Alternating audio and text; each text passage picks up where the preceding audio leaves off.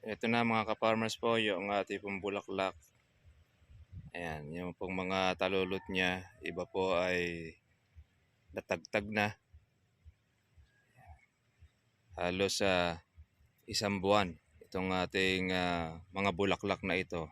Nang tayo po ay mag-spray ng 2 beses sa isang linggo. Marami niyan. At di naman po lahat ng mga bulaklak mga ka-farmers ay tumuloy. Meron mga bulaklak, yung mga mahihina ay nasira. Pero marami naman po mga ka-farmers yung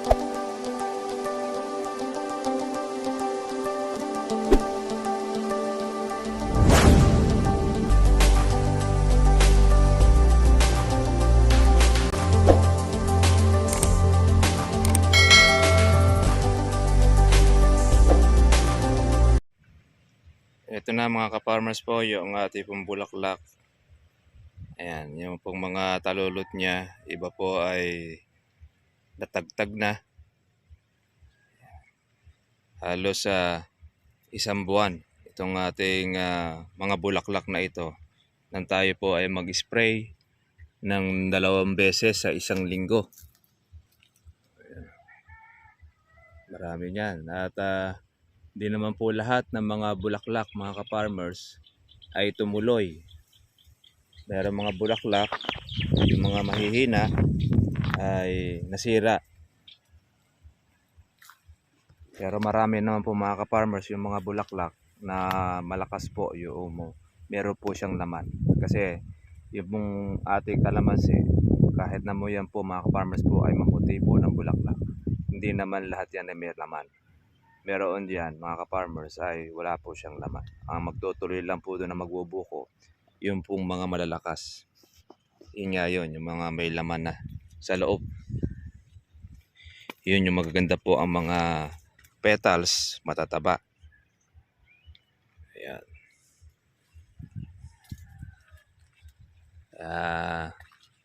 Yan ang ating inaalagaan. Spray sa mga bulaklak po natin.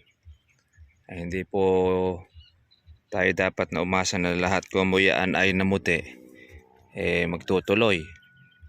Meron pong masisira po dyan.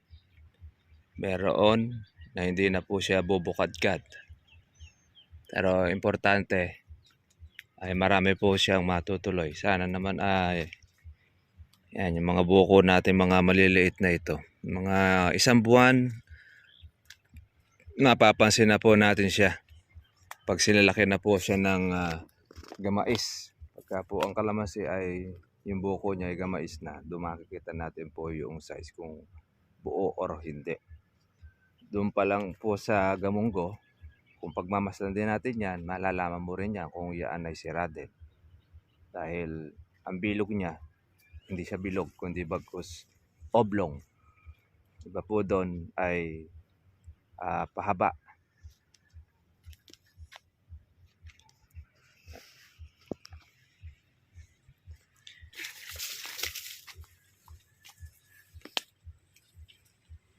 Ang ating mga bulaklak. Salukuyan na po siya ng mga natatagtag na yung iba.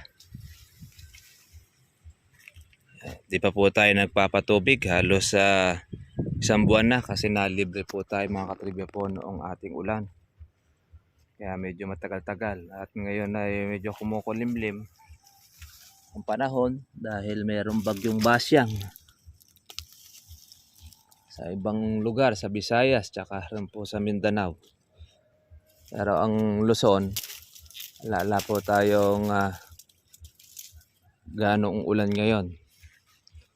Ang Luzon ay amihan season. Yung mga buko na siya, yung mga bulaklak nating ini-spray.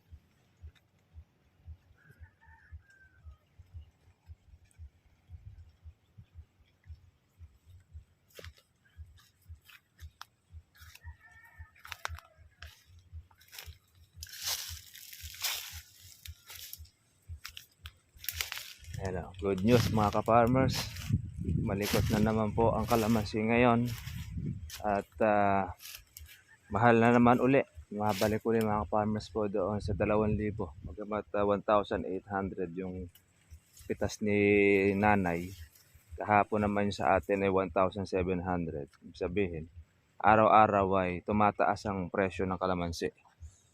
Kaya tsaga-tsaga lang po mga katribya. Itong atin ay pinalalaki-laki muna natin po yung ating mga buko. Kasi bago-bago pa lang po yung ating pumubulaklak. Hindi po natin po siya mapapasok pa sa ating pong tagapitas ng kalamansi. Kaya yun ang ating purpose. Mapagbuko muna natin siya. At lumaki-laki na po yung bulaklak.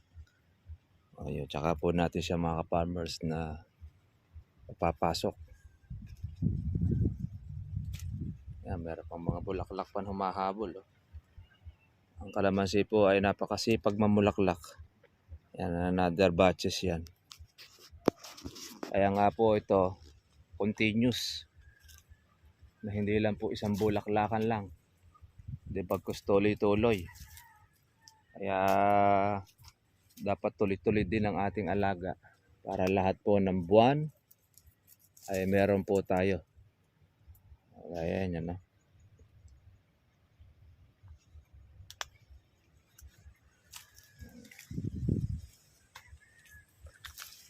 Masarap po mga farmers mag-alaga ng kalamansi. At meron kang kalamansian. Meron kang lupa. Tapos meron kang puhunan o kapital. Maganda po mag-alaga. Basta't alam mo lang po yung gagawin. Ang iba kasi problema kapag po hindi alam ang gagawin ay talagang ang karaniwan na isasanla o napapaarkila yung kanilang kalamansi. Pero tayo ay hindi na lang po natin kayang gawain lahat. Pero mas maganda rin mga ka-farmers po din yung arkilang kalamansi. Hindi ka nabibili ng lupa. Hahanap ka na lang na may tanim ng kalamansi na hindi matrabaho.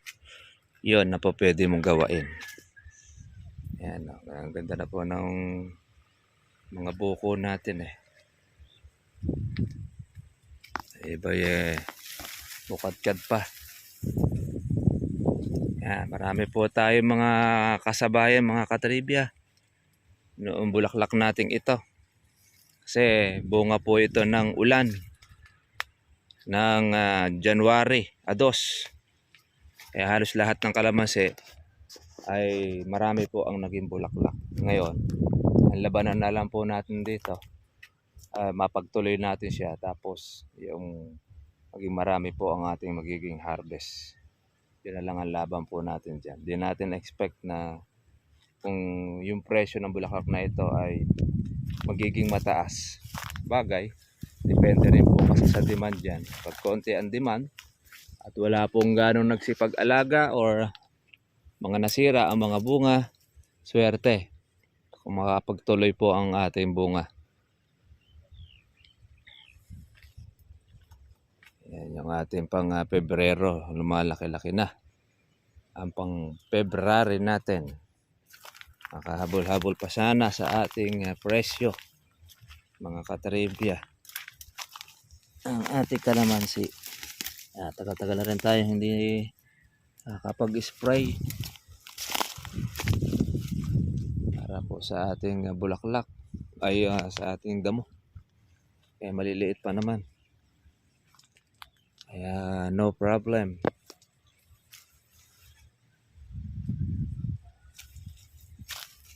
Yan, marami pang mga matang hito na lumalabas po sa ating kalamansi. Mga bulaklak. Kaya talagang hindi na rin po talaga mahihinto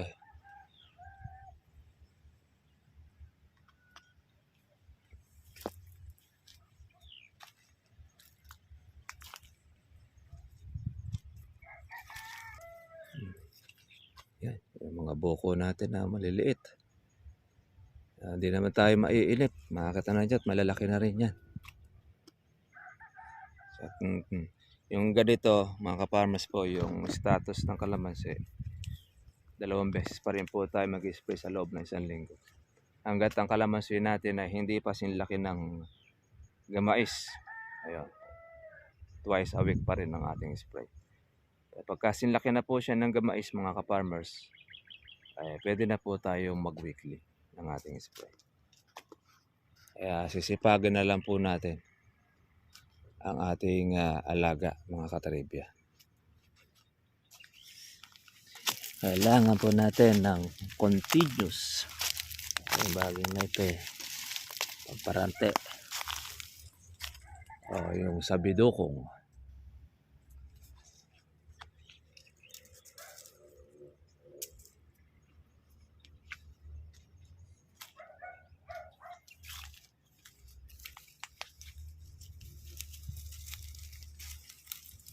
Pagka po pinitas kasi yan napapalis po yung mga bulaklak po natin mahihina pa po ang kapit niyan. Kaya hindi pa po natin siya pa pwedeng mapapitas. Lalo na pagka ito mga ka-farmers po ay mahagdan. Ay talagang mauubos yan. Mapapalis siya. Dami po niyang ibinulaklak yung ating kalamansi. Paano mga katribya? Siguro po yun na lang po ang ating update po sa ating inaalagaan kalamansi. Maganda pong balita dahil dumataas naman po ang presyo ng kalamansi po natin. Kaya tuloy-tuloy lang po mga ka-farmers ang ating pong pag-aalaga. Ano man pong presyo ang abutan po ng kalamansi ninyo, meron ka laging nakaabang o nakauma. Sige mga ka-farmers, God bless sa inyo lahat. Kita po tayo po bukas. Bye-bye.